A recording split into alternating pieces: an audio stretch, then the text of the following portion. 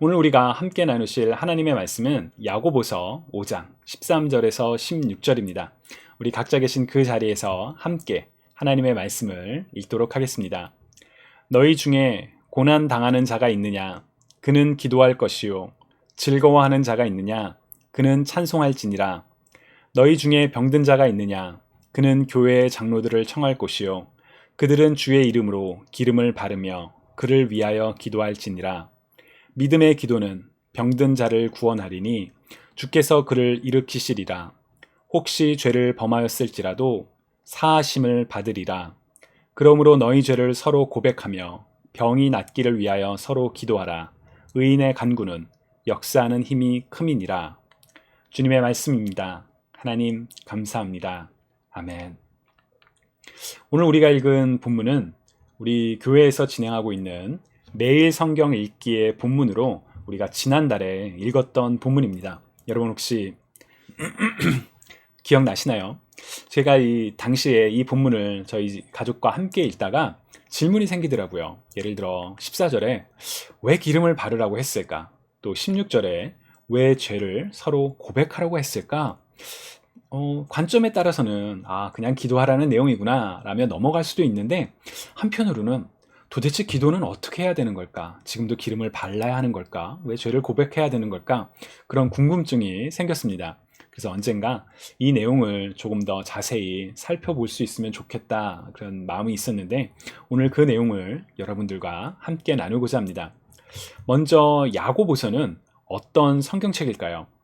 야고보서 1장 1절을 보시면 하나님과 주 예수 그리스도의 종 야고보는 흩어져 있는 12지파에게 문안하노라 라고 기록되어 있습니다. 자, 그렇다면 이 야고보가 쓴 이 편지를 받는 사람들은 누구인가요? 바로 12지파. 그것도 흩어져 있는 12지파라고 이야기를 한다는 것은 이 편지가 특정한 지역에 누군가를 대상으로 한 편지가 아니라 전 세계 곳곳에 흩어져 있는 믿는 자들을 향한, 곧 일반적인 신도들을 향한 그런 편지임을 우리로 하여금 알게 합니다. 우리가 그동안 나누었던 여러 신약 성경의 많은 서신서들은 특정한 지역에 보내지던 편지들이 많았습니다. 그러다 보니 당시의 시대적 혹은 상황적인 맥락들이 편지의 내용에서 묻어나옵니다.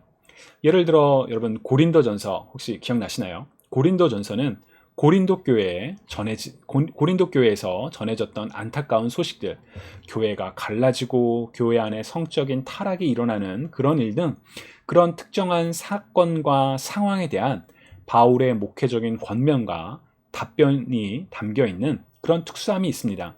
반면 야고보서는 어떤 그런 특정 지역이 아니라 그냥 일반적인 신자들을 대상으로 하기에 보편적으로 적용할 수 있는 다양한 권면들이 담겨 있습니다. 특히나 야고보서에는 이제 굉장히 짧은 그런 권면들이 많아서 이제 사람들은 야고보서가 신약의 잠언이다라고 부르기까지도 합니다. 우리 이제 구약에 있는 잠언은 여러분들이 우리 어린 아이들에게 잠언을 많이 읽으면 지혜로워진다. 자, 잠언 읽어라 막 그렇게 하잖아요. 근데 야고보서에도 그렇게 우리가 신앙생활에서 격언으로 정말 권면으로 받아들여야 할 말씀들이 참 많습니다. 특별히 오늘 우리가 읽은 본문에는 기도와 관련된 권면이 많이 담겨 있습니다. 우리가 그리스도인으로서 기도가 중요하다라는 그 사실을 아마 모르시는 분들은 없으시리라고 생각합니다. 성경은 쉬지 말고 기도하라 라고 이제 그리스도인들에게 끊임없이 우리에게 기도가 필요합니다 라고 말하고 우리는 또 그런 걸 잘 알고 있지요. 그런데 여러분, 쉬지 말고 기도하라는 것은 무슨 의미일까요? 예전에도 말씀드렸지만 제가 교육부에서 설교를 할 때 쉬지 말고 기도해야 된다라는 그 말을 들은 이제 아이 중 한 명이 막 손을 들고, 그러면 화장실 갈 때도 해야 하나요? 잘 때는 어떻게 기도할 수 있나요? 라고 막 물어본 적이 있어요. 그 아이는 좀 이렇게 장난스럽게 했던 그런 질문이지만 우리가 성경을 읽을 때 당연히 고민해야 하는 그런 질문이기도 합니다. 성경은 쉬지 말고 기도하라고 하는데 우리 어른들은 우리 아이들처럼 정말 순수하게 쉬지 말고 어떻게 기도하지? 이렇게 생각하지 않고 그냥 어차피 쉬지 말고 기도하는 거는 불가능하니까 그냥 열심히 많이 하라고 하나 보다 라고 그렇게 이제 생각하고 본문의 의미를 깊이 고민하지 않고 넘어가는 경우가 있는 것 같기도 합니다. 그러나 그 아이의 천진난만한 질문처럼 성경의 의미가, 성경이 말하고자 하는 것이 무엇인지 진지하게 고민하는 것, 사실 우리 그리스도인들에게 아주 필요한 모습이라고 할 수 있습니다. 쉬지 말고 기도하는 것이 문자적으로 하면 도저히 지킬 수 없는 것인데 왜 성경은 쉬지 말고 기도하라고 했을까? 나는 어떻게 쉬지 말고 기도하며 이 말씀에 순종할 수 있을까? 라고 고민하며 말씀을 계속 붙잡는 것. 사실 그것이 바로 성경을 묵상하는 것입니다. 묵상으로 번역된 히브리어 하가라는 단어는 계속 말하다, 읊조리다 라는 의미가 있습니다. 말씀을 생각하면서 계속 여러분 사실 우리 그런 거 있잖아요. 막 그렇게 끊임없이 되뇌이고 막 하는 거. 이제 젊었을 때는 막 유행가 가사를 막 되뇌이기도 하고 우리 저희 집 아이들 보면 막 게임을 계속 묵상을 해요. 그 어떤 스테이지에 가면 뭐가 나오는데 계속 그렇게 말하거든요. 사실 그게 바로 묵상입니다. 만약 이와 같은 묵상의 과정이 없다면 우리의 성경 읽기는 그냥 문자적 의미만 알고 넘어가는 수준에 그칠 수가 있습니다. 왜냐하면 그냥 한 번 읽고 넘어가기 때문이죠. 오늘 본문도 그렇습니다. 고난당하면 기도해야지. 병든 자가 있으면 기도하는 게 당연하지. 기름을 바르라고 하네. 그 당시에는 약이 없었으니 그냥 기름을 발랐나 보다. 서로 죄를 고백하라고 하네. 죄 고백하는 거 중요하지. 엘리야 기도를 들어주셨구나. 그렇구나. 그렇게 오늘 본문을 읽고 넘어간다면 성경을 읽었지만 성경의 말씀이 내 삶을 변화시키지 못하는 삶, 마치 씨가 뿌려졌으나 뿌리를 내리지 못해 얼마 지나지 않아 말라버리는 것 같은 그런 모습과 동일하지 않을까요? 그런 점에서 우리는 성경을 글자만 읽는 것이 아니라, 문자만 읽는 것이 아니라 말씀의 의미를 고민하며 어떻게 적용할 수 있을까? 그런 진지한 고민과 함께 성경을 읽는 과정이 우리에게 참 필요합니다. 주님을 사랑하시는 여러분, 말씀을 깊이 묵상하는 가운데 하나님을 더욱 깊이 만나는 축복이 우리 모두에게 있기를 간절히 소망합니다. 본격적으로 우리 야고보서를 살피기 전에 그 쉬지 말고 기도하라 라는 그 권면, 크게 이제 두 가지 해석이 있거든요. 이제 하나는 쉬지 말라라고 번역된 그리스어 아리알립토스는 기침을 반복적으로 하게 될 때 사용하는 단어입니다. 여러분 왜 우리 기침이 나오면 계속 막 이렇게 기침이 나올 때 있잖아요. 그래서 기침이 멈추지 않고 반복되어 나오는 것처럼 자주 기도하라, 기회가 될 때마다 기도하라 라고 해석하는 게 하나 있습니다.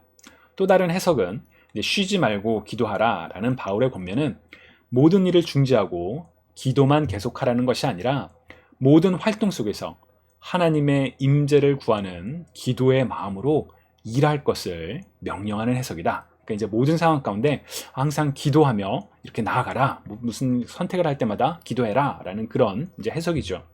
저는 이 두 가지 해석이 다 맞다라고 생각을 합니다. 그리고 이 두 가지 해석을 하나로 합칠 수가 있거든요. 어떻게 할 수 있냐면 모든 일을 하나님께 의뢰하며 가능한 자주 기도하라 라는 그 적용이 바로 쉬지 말고 기도하라는 권면을 우리가 따르는 방법이라고 믿습니다. 주님을 사랑하시는 여러분, 모든 일을 하나님께 의뢰하며 하나님께 여쭤보며 가능한 자주 기회가 되실 때마다 기도하시는 저와 여러분이 되실 수 있기를 주님의 이름으로 축복합니다. 자, 그럼 야고보서 5장에 담긴 기도의 권면을 우리 좀 더 자세하게 같이 살펴볼까요? 먼저 13절 우리 한번 같이 소리내서 읽어볼까요? 너희 중에 고난당하는 자가 있느냐?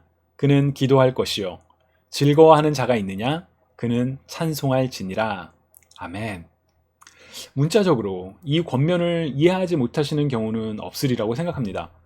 고난 가운데서 기도하고 즐거워할 때 하나님을 찬양하는 거, 그거 당연히 우리가 해야 되는 일인데 라고 그렇게 다들 생각하시리라고 생각합니다.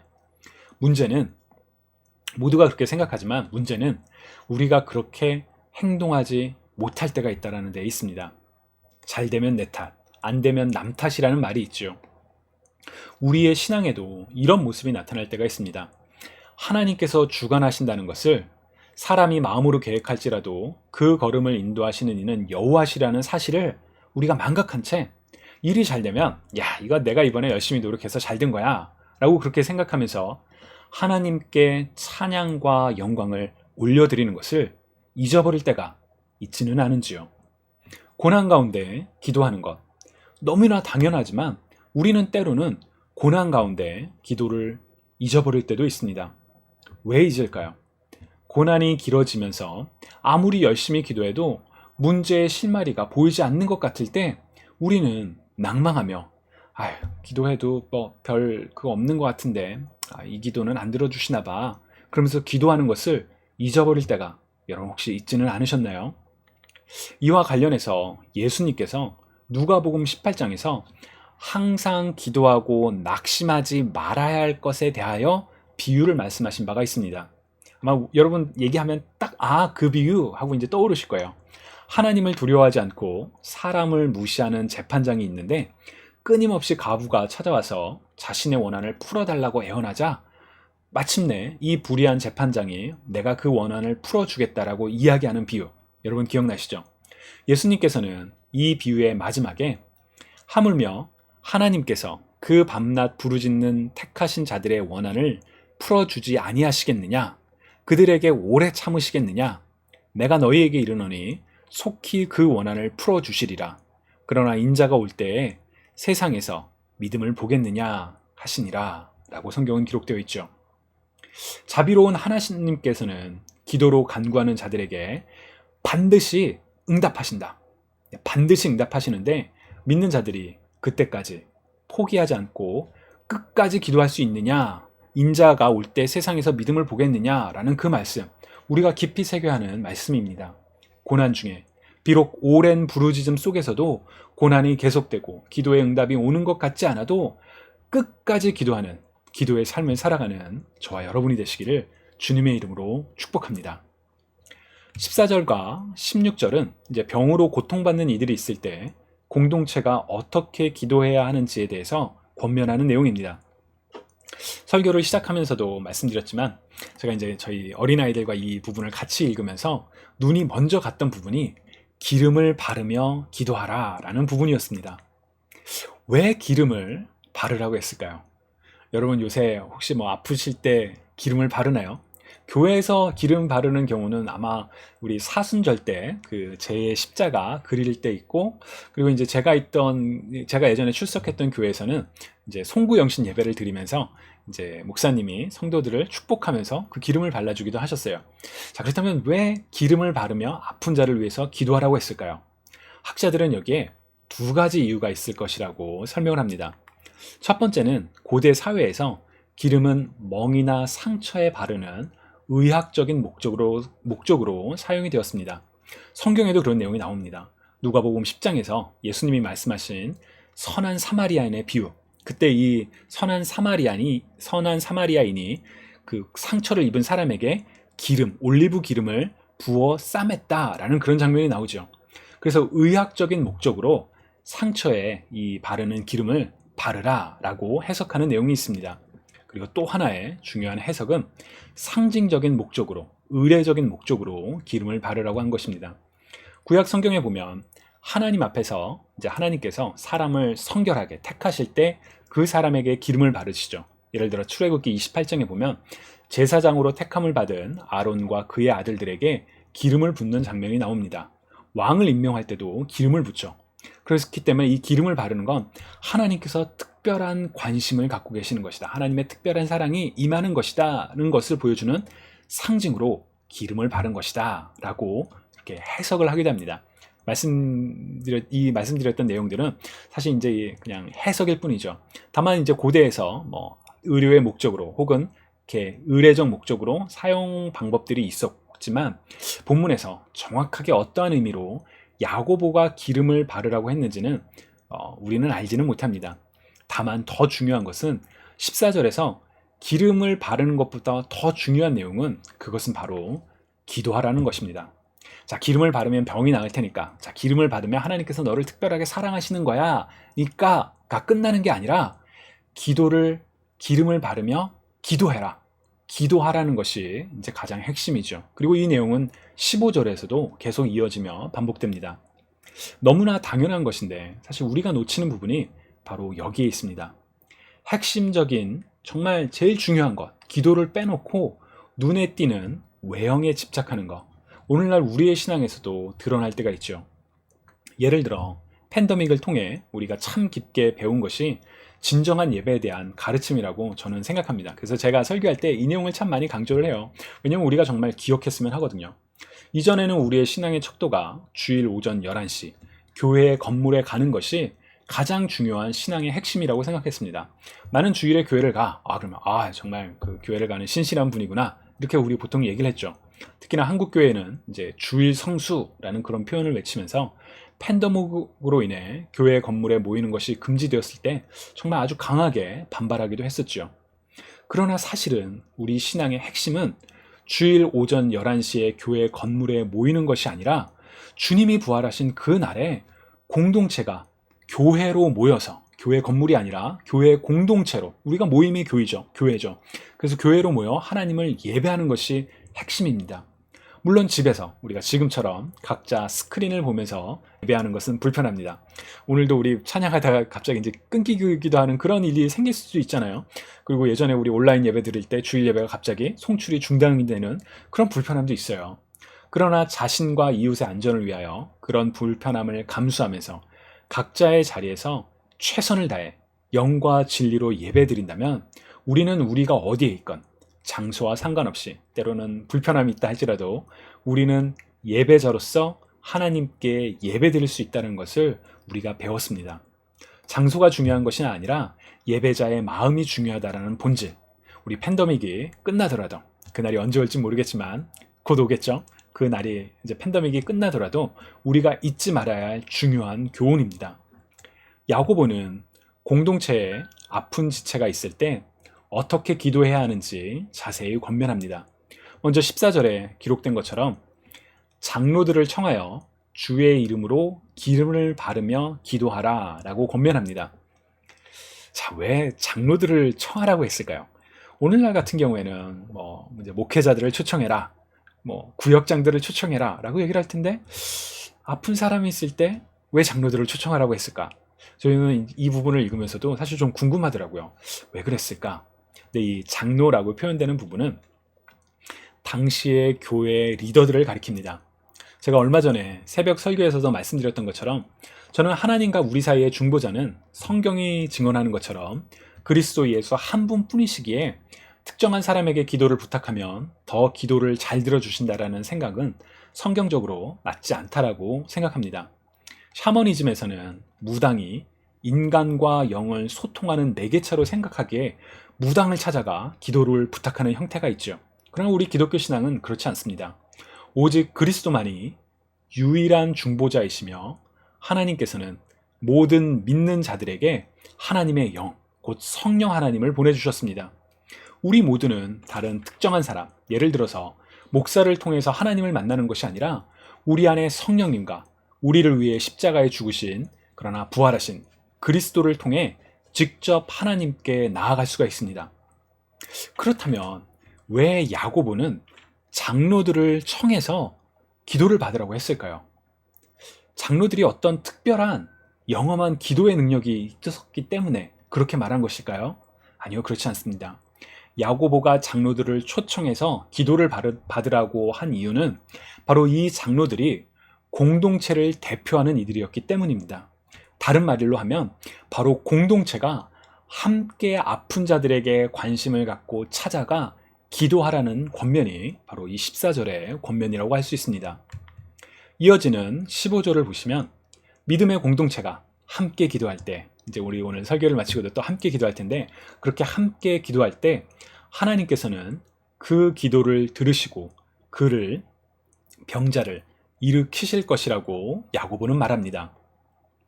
주목할 점은 15절에서 이제 개역개정은 병든 자를 구원하리니 라고 번역을 하지만 다른 한국어 번역은 병든 자를 낫게 할 것이라고 이야기를 합니다.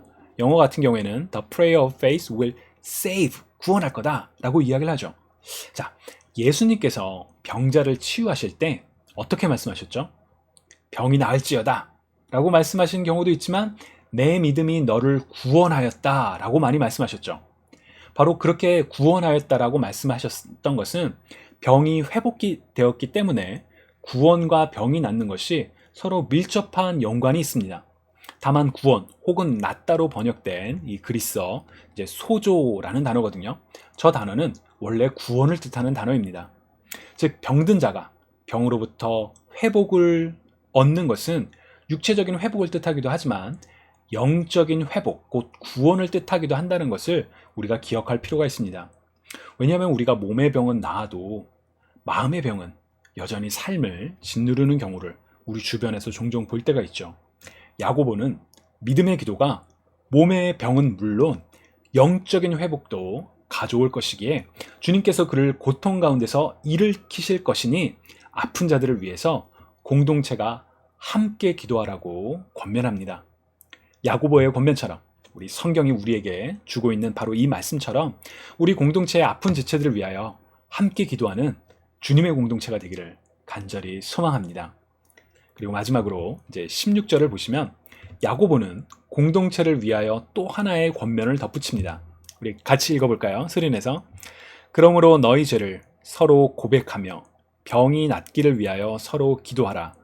의인의 간구는 역사하는 힘이 큼이니라. 아멘. 병든 자가 있을 때 공동체가 함께 기도하는 게 중요해. 근데 왜 갑자기 야고보는 서로 죄를 고백하라고 했을까요?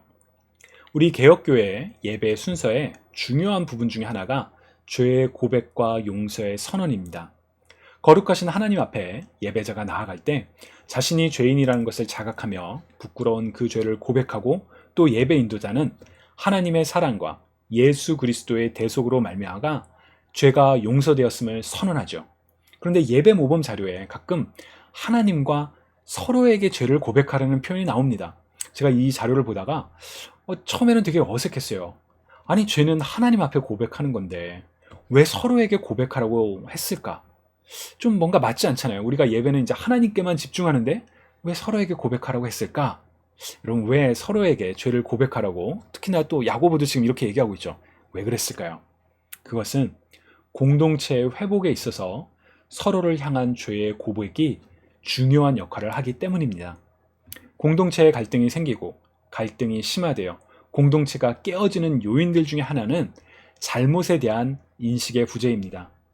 상대방을 탓하기만 하고 자신의 잘못은 생각하지 않고 설령 자신이 잘못했다는 것을 인지한다 할지라도 자신의 고개를 숙이며 용서를 구하지 않을 때 공동체는 갈등과 분열을 겪게 됩니다. 그렇기 때문에 공동체가 죄를 고백하며 용서를 구하는 과정은 서로에게 잘못한 일이 있을 때 내가 그때 이런 잘못을 했어. 미안해. 용서해줘. 라고 하는 그 과정은 정말 필요합니다. 마태복음 5장 23절부터 24절에서 주님께서도 이 말씀을 하셨죠. 예물을 제단에 드리려다가 거기서 내 형제에게 원망 들을 만한 일이 있는 것이 생각나거든 예물을 제단 앞에 두고 먼저 가서 형제와 화목하고 그 후에 와서 예물을 드려라 라고 말씀하신 바가 있죠. 서로가 서로를 향해 죄를 고백하며 용서를 구할 때 공동체는 진정으로 하나가 될 수 있습니다. 우리 안에 죄와 미움의 마음을 품고 우리는 하나님께 진정으로 나아갈 수가 없습니다. 겉으로 경건한 척은 할 수 있겠죠. 교회에 참여하고 예배 자리에 나갈 수 있겠죠. 그러나 우리 주님께서 하신 말씀처럼 우리 안에 미움과 풀리지 않은 그 죄악이 있을 때 과연 하나님께서 우리의 예배를 기쁨으로 받으시겠느냐? 왜냐하면 하나님은 우리의 마음 중심을 보시니까요. 그렇기에 서로 죄를 고백하며 공동체가 함께 기도하는 것은 우리 그리스도인들이 마땅히 행해야 하는 중요한 일입니다. 하나님의 사랑으로 말미암아 의롭다 선언을 받은 하나님의 자녀들이 하나님의 말씀을 따라 예수 그리스도를 따라 죄를 고백하며 서로 낫기를 간절히 기도할 때 기도를 들어주신다는 하나님의 말씀을 기억하시며 함께 기도하는 우리 공동체가 되기를 간절히 소망합니다. 주님이 사랑하시는 여러분, 오늘 말씀을 통해 하나님께서 야고보를 통하여 오늘 우리에게 주시는 기도의 권면을 우리 마음에 새기며 실천하며 살아가는 저와 여러분이 되시기를 축복합니다. 고난받을 때 포기하지 않고 끝까지 기도하며 즐거울 때 하나님의 주권을 기억하며 하나님께 찬양을 드리시기 바랍니다. 공동체에 아픈 지체가 있을 때 공동체가 함께 기도할 수 있기를 소망합니다. 갈등과 분열을 덮어두고 나아가 겉으로는 평온한 척하는 공동체가 아니라 정말 주님 안에서 한 형제요, 자매요, 가족으로 서로 사랑하고 보듬는 공동체가 될 수 있도록 공동체가 서로 죄를 고백하며 용서를 구하며 한 마음 한 뜻으로 기도할 때 우리 기도에 응답하시는 하나님을 만나실 수 있기를, 우리 공동체가 바로 그러한 믿음의 공동체가 될 수 있기를, 그런 기도의 공동체가 될 수 있기를 주님의 이름으로 간절히 축원합니다. 여러분, 오늘 우리 말씀 생각하며 같이 기도드리시겠습니다. 사랑의 하나님, 감사합니다. 오늘 우리가 야고보서를 통해 나눈 말씀을 기억하기 원합니다. 주님, 정말 우리가 공동체에 아픈 지체가 있을 때 그 공동체를 위하여, 그 지체를 위하여 공동체로서 함께 기도하는 공동체가 되길 원합니다. 또한 우리가 공동체의 지체 가운데 상처를 주고 정말 미안한 일들이 있다면 주님, 그 마음, 그 잘못된 일에 대해 먼저 하나님께 회개하는 그런 마음도 주시고, 또 우리가 잘못을 저지른 지체들에게 찾아가서 용서를 구하며 서로가 함께 기도하는 가운데 주님 안에서 하나 되고 화목해 되는 우리 공동체가 될 수 있도록 주님, 우리에게 축복하여 주옵소서. 또한 우리가 한 공동체로서 기도할 때 하나님께서 우리의 기도를 들어주시며 우리를 회복시켜 주시며 우리를 믿음 안에서 굳건히 한 가족으로 세워 나가시는 것을 경험하는 그런 축복도 우리에게 허락하여 주옵소서. 감사드리며 살아계신 예수 그리스도의 이름으로 기도드립니다. 아멘.